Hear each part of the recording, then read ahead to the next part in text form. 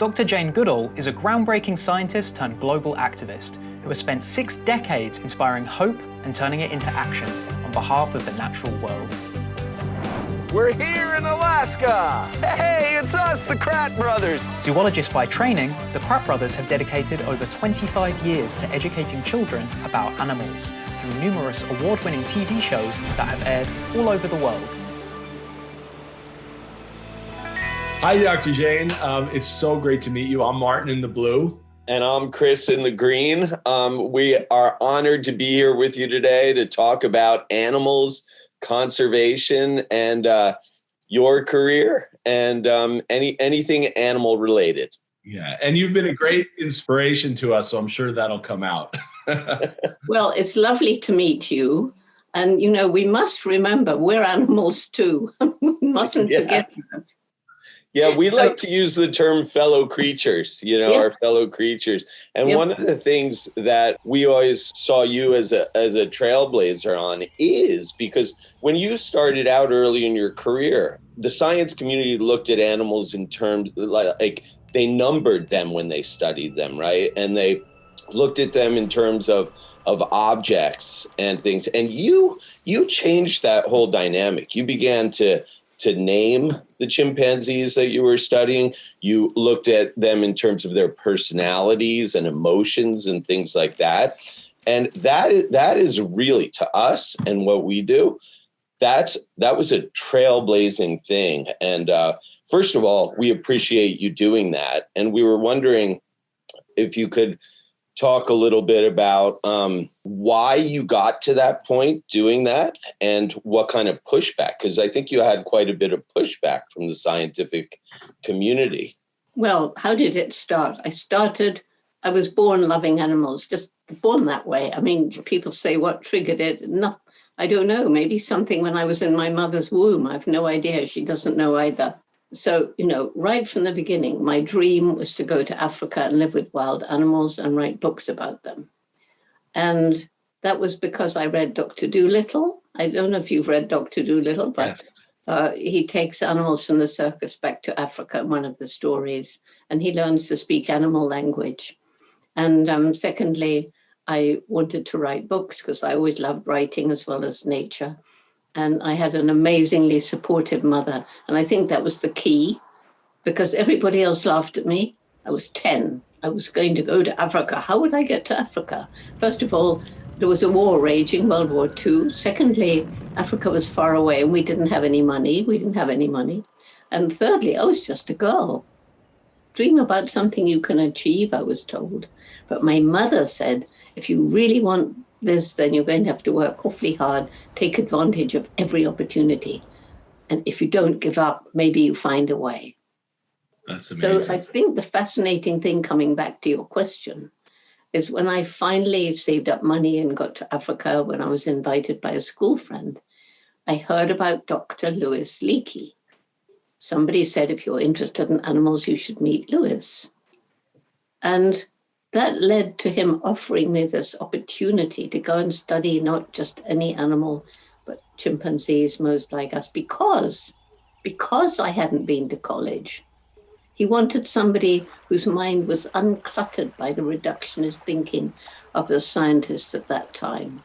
Wow. And he also wanted a woman because he felt a woman might be more patient in the field.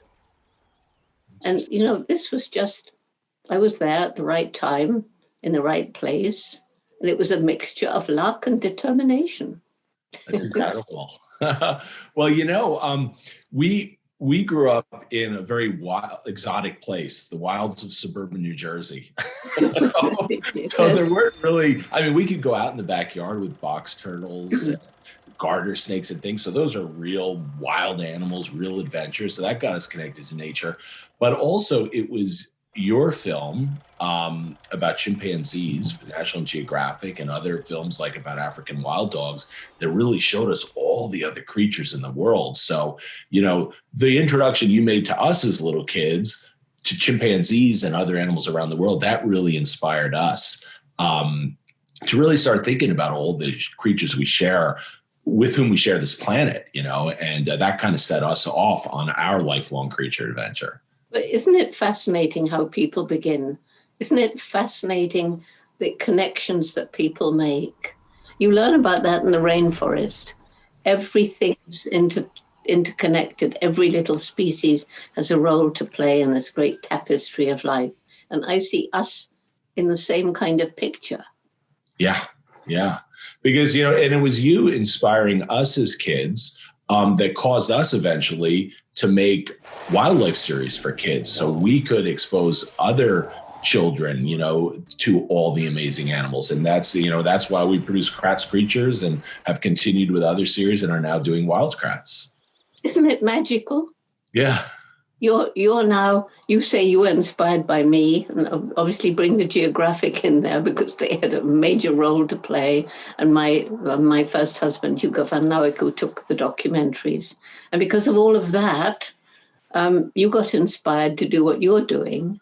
So you're handing that on to hundreds and thousands of children. Right. And hopefully, who knows what they will do. Yeah, exactly. Yeah. And we've in our work, we've kind of looked at animals as creaturalities. They have like natural inclinations, but also individual personalities or creaturalities. And actually in our new show, one of the running gags is every episode, we name an animal. We meet new animals and we give them a name. So that's a big part of Wild Kratts. I'm going to name them Little Howler, Spooky, Slider, Bandito, Wilbur, Fingertip. Yep. Fingertip it is. But we see those personalities in animals, on every expedition we do, regardless of the species, from meerkats to lions and African wild dogs. I mean, years ago when we were spending weeks on end with a specific pack of wild dogs, it was amazing because following them around 24/7, we really started getting to know each dog in the pack as personalities. There were the dogs who were particularly skilled at hunting. There was one who was very curious. There was even a favorite aunt of the pups who loved to interact with them. It's so special when you can get to know animals on that level of seeing them as individuals. And we see those personalities or creaturalities in all kinds of animals, time and time again.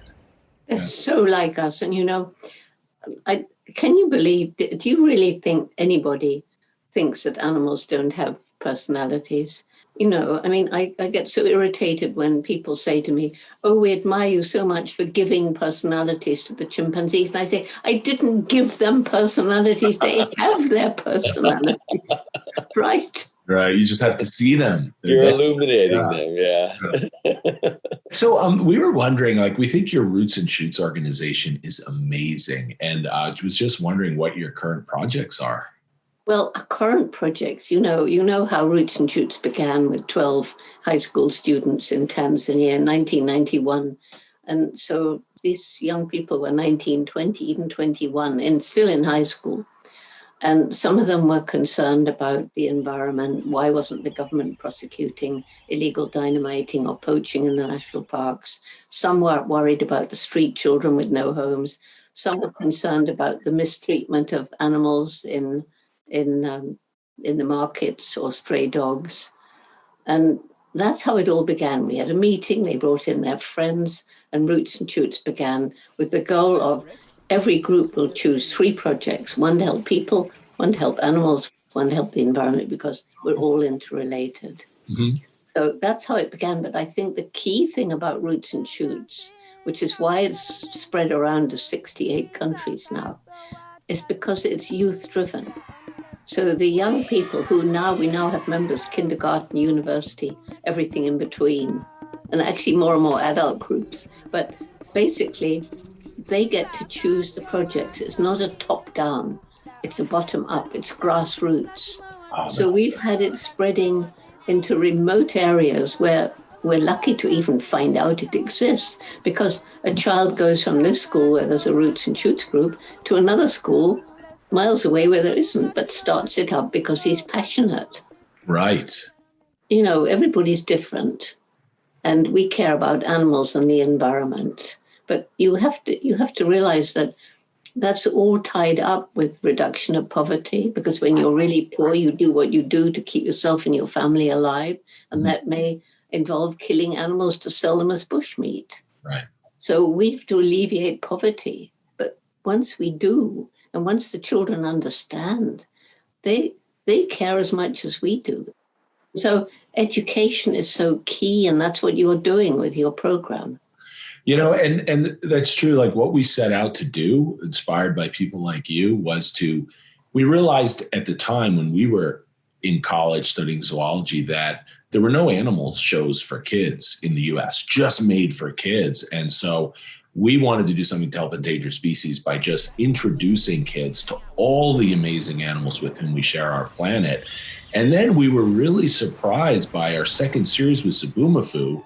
I mean, we always hoped this would happen, but it happened so quickly that we started getting letters from the fans of our shows saying, we love these animals. What can we do to help them? Yeah. So that's what inspired us to scramble and put together Kratt Brothers Creature Hero Foundation and come up with a project. And like you described, we asked on the internet, what animals would you like to save? And you know, they kind of put in their requests, and it came out that our first project was to be focused on grizzly bears. Yes. And so that's how we came to create Grizzly Gulch. And the way we did that was we did a tour of live shows at different zoos, and the kids who came to see us, their being there caused donations to come in and to create the fund that purchased the land. And really the principal function of this wildlife refuge is like 1,600 acres. It's prime maternal grizzly bear habitat for when they come out of hibernation to feed their cubs in the early spring. And since it's been protected, there's new wolf packs. They're, you know, the grizzly bear population, they're really using the land. So it was all done with kid power, you know? And what's wonderful, too, to see is not only the conservation impact, but also the impact on kids, because they love, you know, they have this interest, animals, nature. And when you give them a way to sort of act upon that interest and to help the animals that they love, they get so enthusiastic. And it is so inspiring to watch all the projects they do to help, because currently we're doing another wildlife refuge project with Wild Kratts fans, young and old alike. And kids are coming up with all kinds of ways to raise money for the fund. And they're realizing that they can have an impact, that they're not too young or too small to have an impact. Yep, that's exactly, I mean, Roots and Shoots and your program is the same. And you know, the main message of Roots and Shoots is every individual matters and has a role to play. And every one of us makes an impact on the planet every single day. We've seen young people grow because they're told that they matter. I guess we were also going to talk about Monarch Butterflies. Is that right? Yeah. You are working on Monarch Butterflies. We are working on Monarch Butterflies. And so how great we've got together on Monarch Butterflies, that amazing migration. I mean, there's amazing animal migrations, but a migration that depends on a caterpillar hatching in Mexico, flying to a certain distance before it gets to, where do they get to? Up to Canada. As far up as up into Canada. Where we are right now. Yeah. So halfway there, they lay their eggs on milkweed. And then the next generation of caterpillars, I mean, they've got nobody teaching them, but they know to fly on to Canada.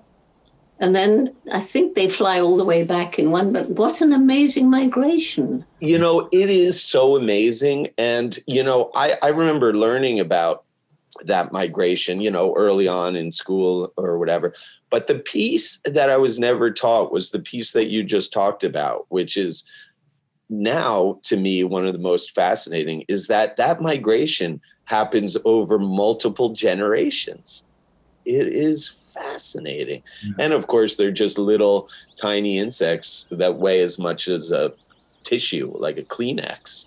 And they're able to travel that distance. And, get through all those obstacles. And so, yeah, it's a great thing that we can, through our organizations, do something to help these awesome creatures. Yeah, and getting together means we get even more of an army of young people helping the monarch butterflies. It's kind of excitement all the way along the route. That's amazing. Yeah. We did an episode on monarch butterflies for our current series called Voyage of the Butterflyer. And we had a little butterfly machine and we miniaturized and we joined them in animation. In animation. And we joined them. One day we'll be able to do it in real life. We joined them on the migration through, this wild Kratts story. The new generation of monarchs is here. Safe and sound and heading north.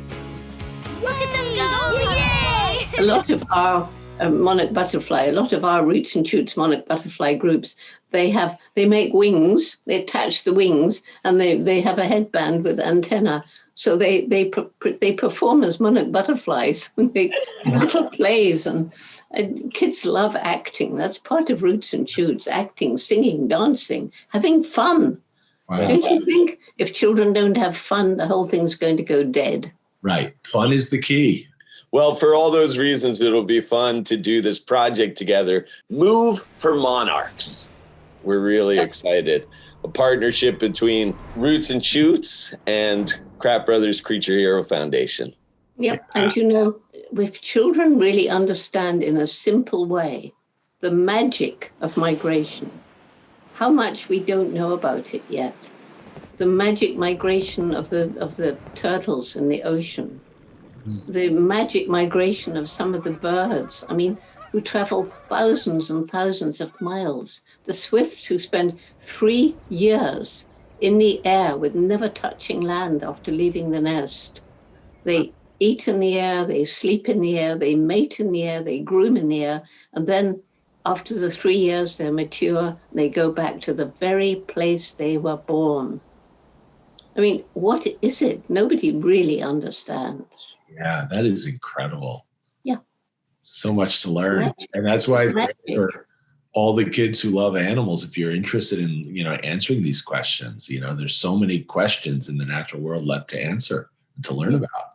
That's right. And, I always say to young people, if you want to study animal behavior, there's never, ever been a more exciting time in my life than now, because when I was growing up, science was saying animals don't have intelligence. We're the only creatures with minds capable of solving problems. Now it's opened up, and the study of animal intellect is blossoming. And we now know, did you know, by the way, bumblebees can be taught how to roll a little bead and drop it down a hole, and then they get a nectar reward. And other bumblebees who have not been taught can do it straight away, having watched the trained bumblebees. Wow, I did not know that. That sounds like a good show for us. The size of a pinhead. Yeah, that's amazing. We'll have to make an episode about that for sure. And we're actually just doing an episode on the intelligence of ravens and how smart they are and how they even understand the scientific concept of water displacement, right? So they're doing physics. Yeah. Pretty incredible. Right. I'm waiting for the day when you tell somebody about an amazing animal performance and they don't say, wow, that's amazing. I want them to say, well, of course. Of course. Yeah. That's great. Well, we've got a lot of kids that watch the show that I think are inspired to pursue careers in science or animal behavior or conservation. And I think, a lot of times, a lot of questions that we get, was there like a life-changing experience that you had with an animal that caused you to pursue conservation or your career, or just impacted your life immensely? I know people always ask me that, and I'm the wrong person to ask because I started that way. I mean, obviously the chimpanzees, so like us, really enlarged my understanding and helped me to confront the scientists who said how different we were. But I don't think those wonderful moments actually influenced the direction that I was taking. I mean, one wonderful moment was when I was following David Graybeard, the first chimpanzee to lose his fear of me, whose image I always have up behind me. And I thought I'd lost him. And when I pushed through this tangle of vegetation, there he was, looking back. I mean, it looked as if he was waiting for me. Maybe he was, I don't know. So I sat down near him, and there was a ripe red palm nut on the ground. And I picked it up and held it out to him on the palm of my hand, and he turned his head away. And then I put my hand closer, and he looked directly in my eyes, took the nut, dropped it, but then he gave me this gentle, reassuring squeeze, which is how chimps reassure each other. And so we communicated in a way that must predate human language. Wow. So if any moment really, I think, looking in hindsight, really, really focused me on, I must protect these chimpanzees, that would be that moment. That's amazing. That is amazing. I know for me, like you, my interest in animals was always there since I was a child. But one thing that really gave me a lot of urgency to do something to help endangered species was when I went to Costa Rica filming shortly after getting out of college. And previously, I had been really interested in amphibians because I went to college in North Carolina, where there's the greatest diversity of salamanders in the world. So salamanders and frogs I was into. And I had done a film on hellbenders, which are 3-foot-long salamanders that live in the mountain rivers. So when I was in Costa Rica filming, I was around 20. And I had read about in Costa Rica, there was the golden toad that lives only in an acre area in the cloud forest. And they come out in like March or April. They come out from under the ground for this breeding event in March or April. And so I was like, I got to go see this. So I went up and I found the area and I was there. It was the right time and everything, but no golden toads showed up. And they were never seen again. I had missed them by 1 year. Mm-hmm. And so that like really sparked me to like, we have to do something to save endangered species, because I missed the golden toad by such a short time. And then we went to Madagascar with our professor, Dr. Pat Wright, just after she had discovered the golden bamboo lemur and rediscovered the greater bamboo lemur. So that was hope. Like things, we could do something. And she created that amazing 40,000 hectare forest working with the government and everything. So that really made me feel there was a lot of hope and that I wanted to be a part of doing something to help save endangered species. I think so much of it starts at a young age. And Martin and I grew up spending our summers just camping out in a field in Vermont with our families. And there was nothing to do every day but go around, hiking around, looking for animals and having creature adventures in nature. So I think that was informative for us. So, we get a lot of questions from kids asking, what can kids do to save the wild animals they love? Is there something they can do for these animals that are disappearing and their habitats that are disappearing? Well, I think what children can do is to start thinking. It depends how old they are, of course. But if we sort of going 8 and upwards, they can think about the things that they ask their parents to buy. Did they harm the environment? Was it cruel to animals? Are they cheap because of child slave labor? And certainly when you get older, those are the questions we all can ask. And if millions and then billions of people make ethical choices, it makes a difference. So too many people lose hope because they feel, well, I'm one person, there's nothing I can do. And it's true, if you were the one person in the planet who cared, you couldn't do anything. But it's not true, because there are hundreds of thousands, if not millions, if not coming up to billions of people who really want to make a difference. And cumulatively, these small choices we make can truly make a better world. Mm-hmm. So I found that children can be so imaginative. I mean, some of the projects our Roots and Shoots groups choose to do, they're working with monarch butterflies, they're working with other migratory species, they're saving money so that they can help people who are living in poverty after an earthquake or something. I mean, it's just amazing. They're tackling all the different problems that we see around us from their own love, from their own hearts. Right. Yeah, that's wonderful. Yeah. And I love what you do with Roots and Shoots in your project. They're about communities, they're local. And I think with the Monarch Butterfly Project, if a person has like a milkweed patch, you're part of the migration. You know, you protect that milkweed patch, you help Monarch butterflies survive. So kids, look out around your house. And if you have a milkweed patch, you know, you're already part of the Monarch Butterfly Project. That's right, you are. And that's what the kind of the way we're thinking with Kratt Brothers Creature Heroes is, you know, we're focusing on how animals need homes and they need a place to live and they need habitat. And it's right now a two-pronged effort. One is creating a larger wildlife refuge like Grizzly Gulch, like we have in the past. But the other is to let kids know that their own environments, their own backyard, their own community is important for wildlife too. And like Martin, you were just saying, if you can plant milkweed in your backyard that helps the monarch migration, great. If you can plant a pollinator garden that helps bees and other animals. So we're encouraging kids to do projects right in their backyards and communities that help it become a good wildlife habitat. That's absolutely right, because not all kids are in monarch butterfly migration routes, but they can all help bees. They can all help birds by putting up nesting boxes. They can all help insects by, we call them insect hotels, where insects can overwinter or live safely. All of these things, they may seem small, but when you add them up, and when more countries do them, and then more kids with their passion, and they are passionate, and they get involved, they change their parents, they change their grandparents, they change their teachers sometimes. On the other hand, the teachers can change the children, and the parents can change the children. So it's like nature, it's everything interconnected. Yeah.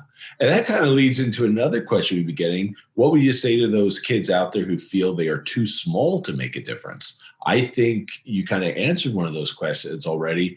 If kids learn about animals, they can teach and encourage their teachers and parents to change their habits to help animals. Right? Yes, and I would give one message to the children. And that, I think, is a very important one. So if you care about, well, let's say monarch butterflies, since that's what we're talking about. You care about monarch butterflies and your parents don't, or your teacher doesn't, or somebody.